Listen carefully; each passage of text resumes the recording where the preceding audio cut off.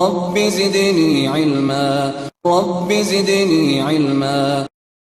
إن الحمد لله نحمده ونستعينه ونستغفره ونعوذ بالله من شرور أنفسنا ومن سيئات أعمالنا.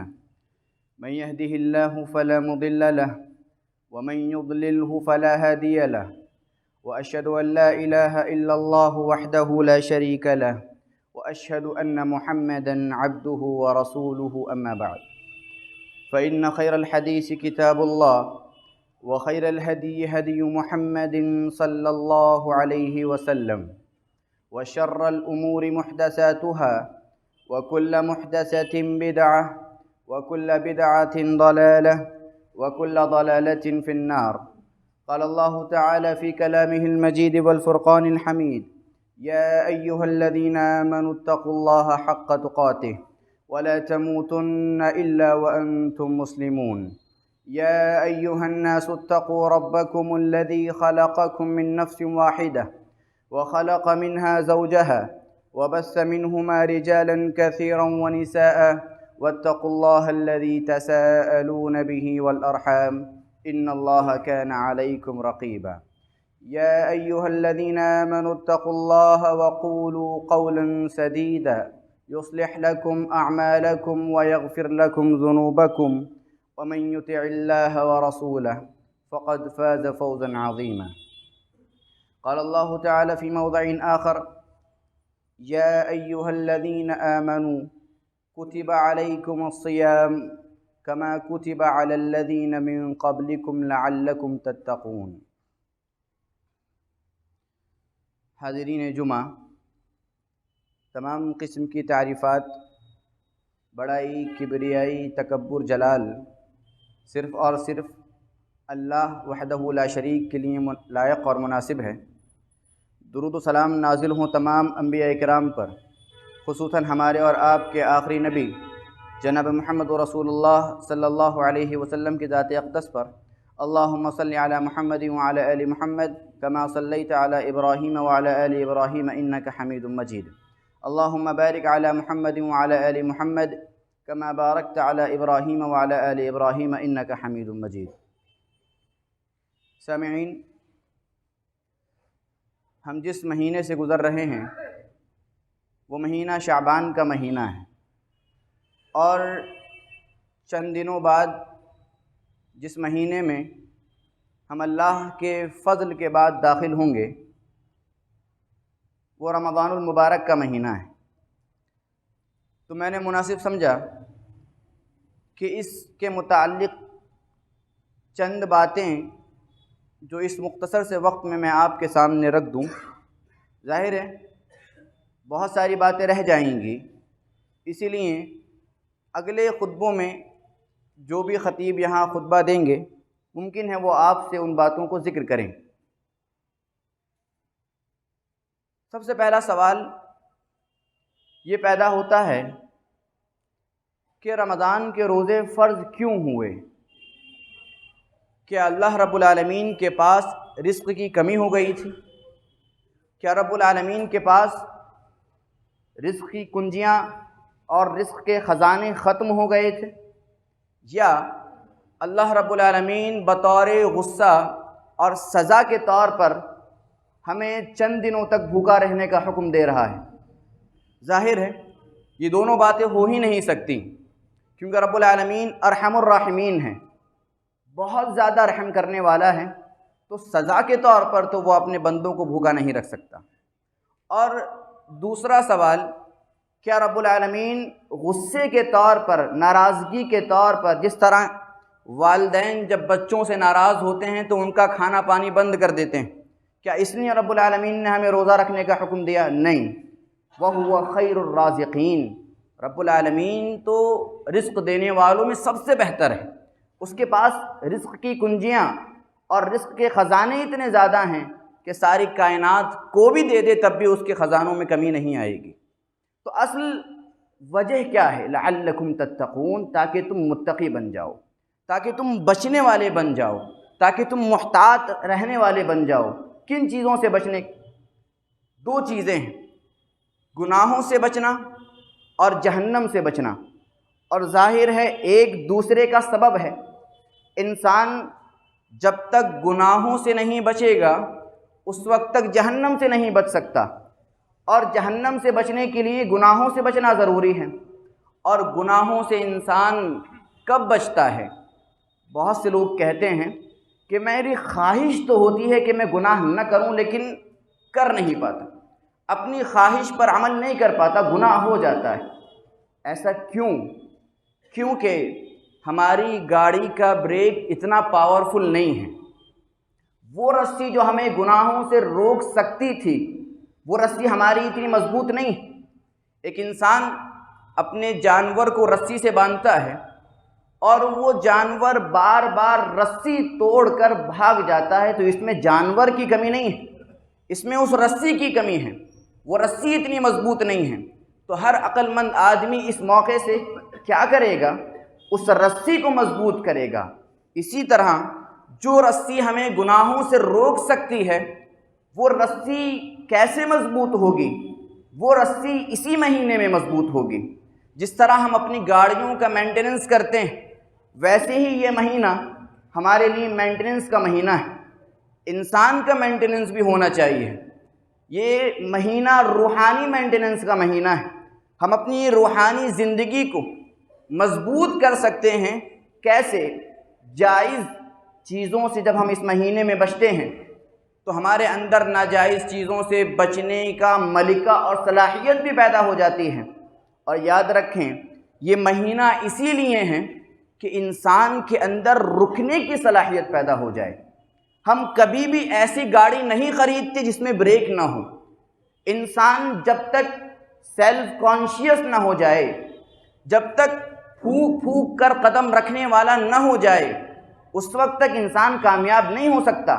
یہ روزہ ہمیں یہ بتاتا ہے کہ ہم جب بھی کوئی قدم رکھیں تو رب العالمین کو اپنے ذہن میں رکھیں، رب العالمین کی یاد اپنے ذہنوں میں تازہ کریں۔ یہ روزہ ہمیں احتیاط سکھاتا ہے، یہ روزہ ہمیں سیلف کانشیسنس سکھاتا ہے، یہ روزہ ہمیں کیسے زندگی گزارنا ہے، زندگی کو منظم کرنا ہے، یہ روزہ ہمیں سکھاتا ہے۔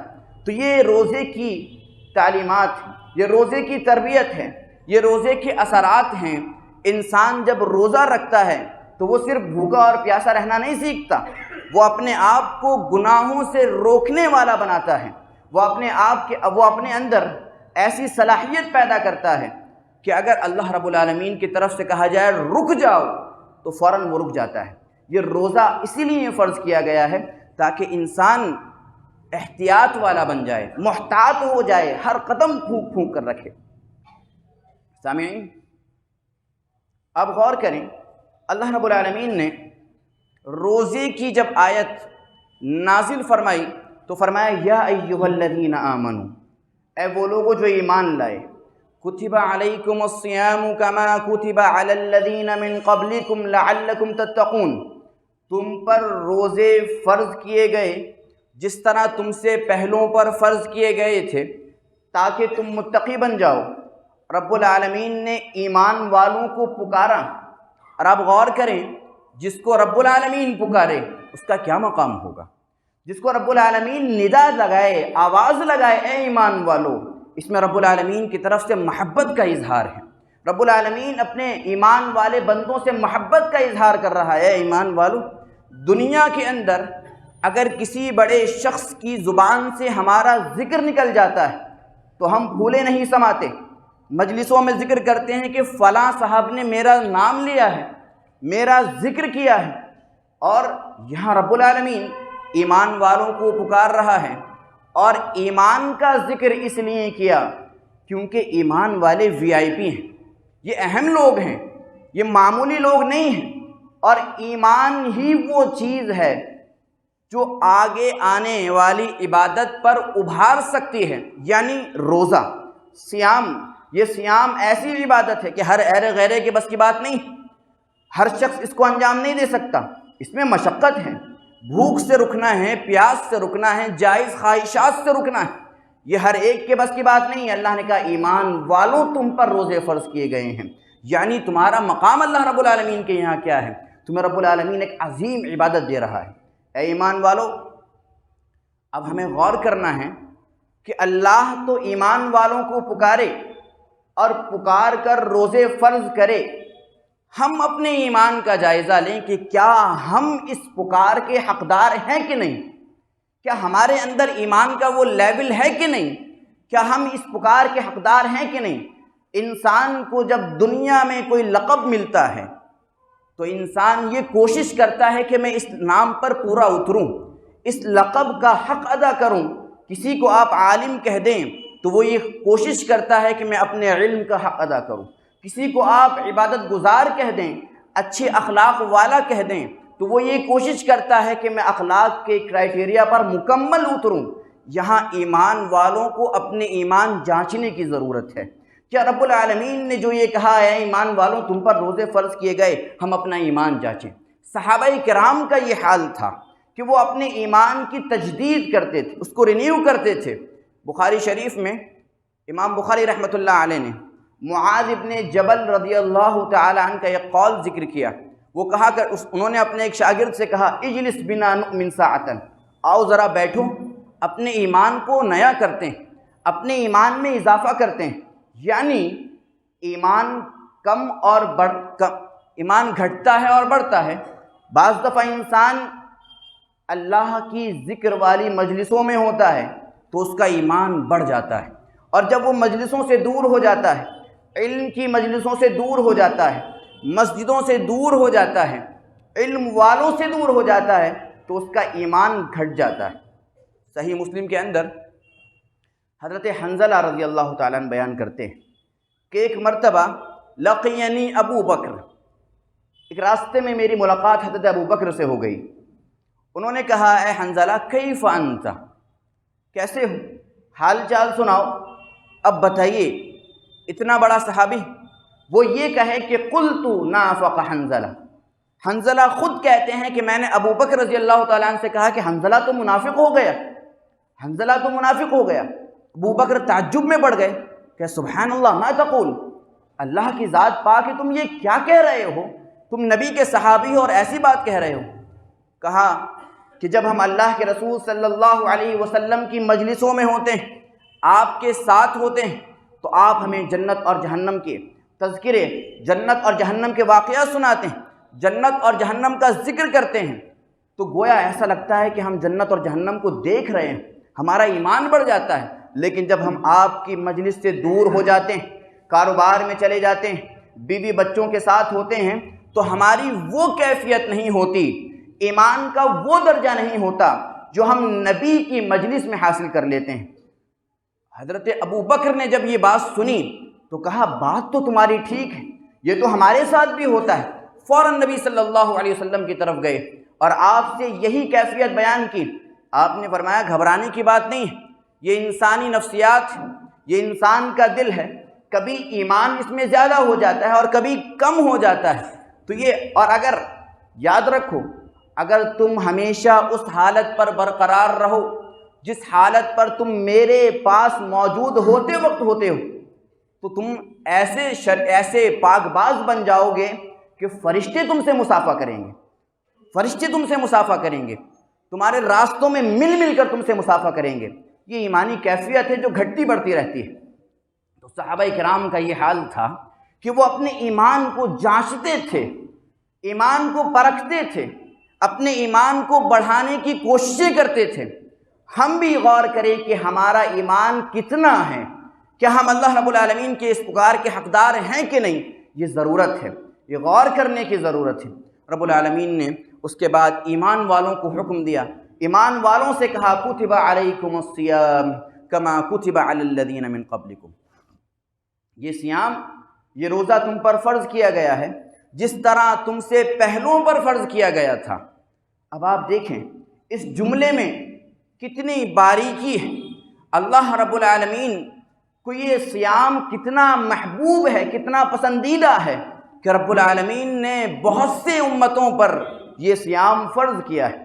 آپ غور کریں، جتنے ادیان ہیں، جتنے مذاہب ہیں، تقریباً سب کے یہاں صیام، روزے کی کیفیت مختلف اعتبار سے موجود ہے، کیونکہ ہر زمانے میں اس کو خیر کی بات سمجھا گیا ہے۔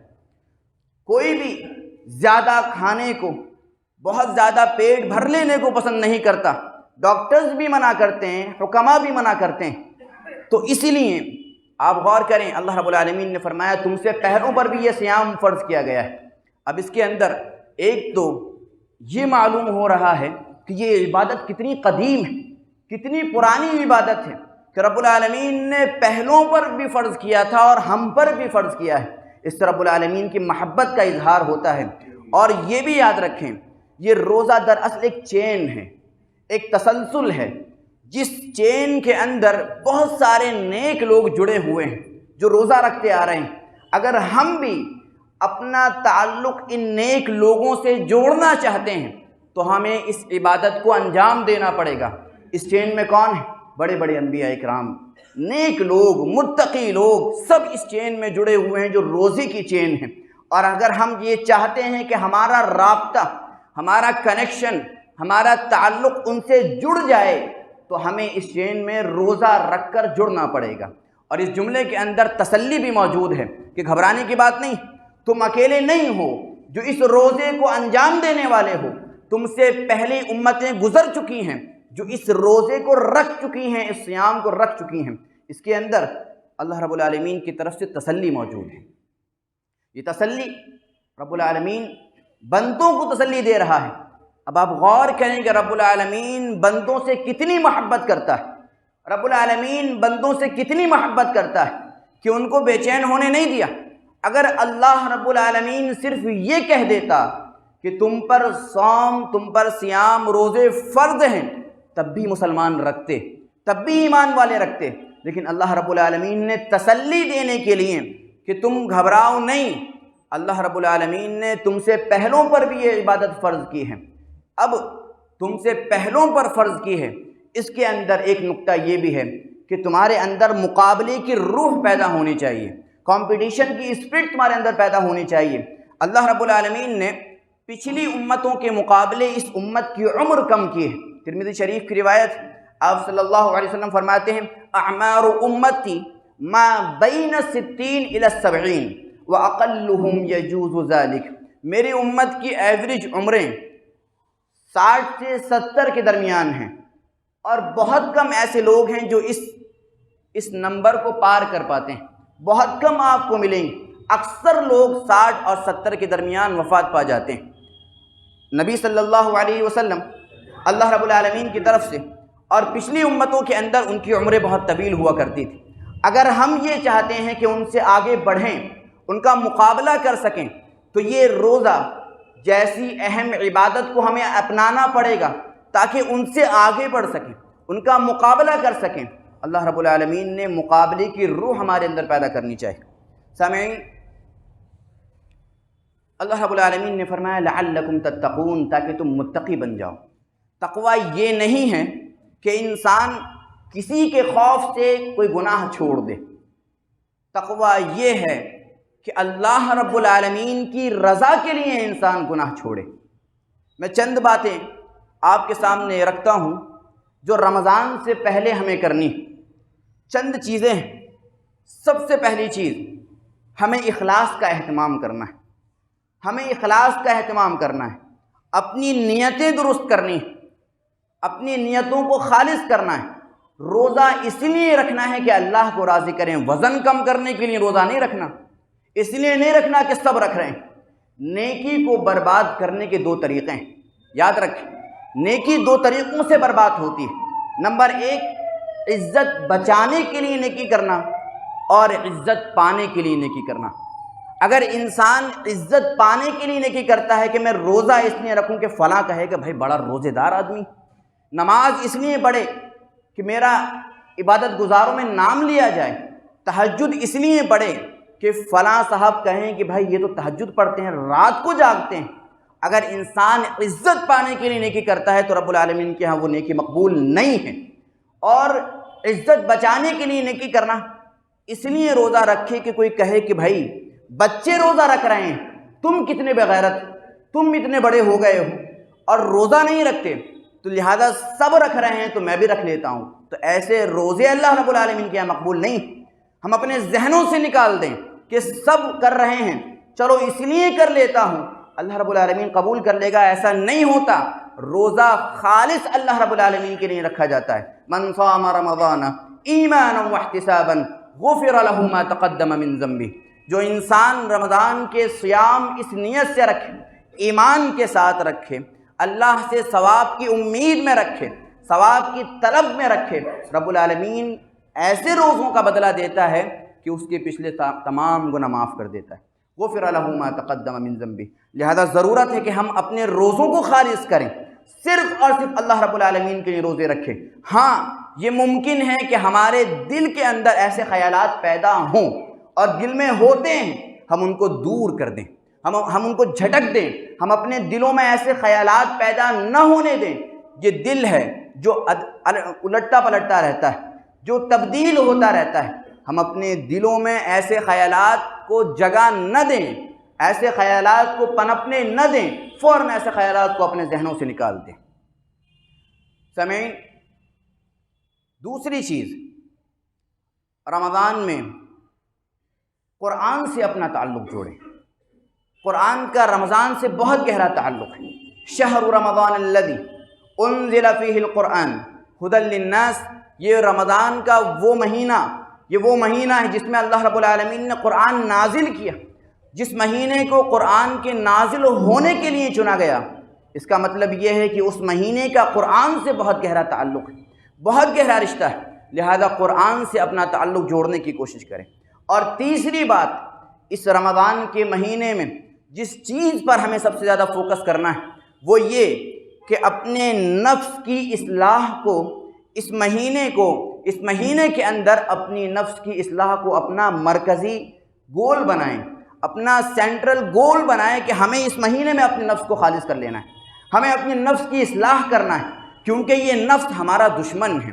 ان النفس لامارۃ بالسوء، یہ نفس ہمیں برائی کا حکم دیتا ہے، اور یہ نفس ایسا بیوقوف دوست ہے جو شیطان کے ورگلانے کے وقت، آپ یوں سمجھیں کہ گویا ہمارا جسم ایک گھر ہے، اور اس گھر کے اندر ایک نفس بیٹھا ہوا ہے، دروازہ بند ہے، دروازے کے باہر شیطان ہے، وہ شیطان ورگلاتا ہے، دروازہ بند ہے، لیکن نفس یہ کہتا ہے کہ ذرا کھڑکی کھول کر دیکھ لیں کون آیا ہے۔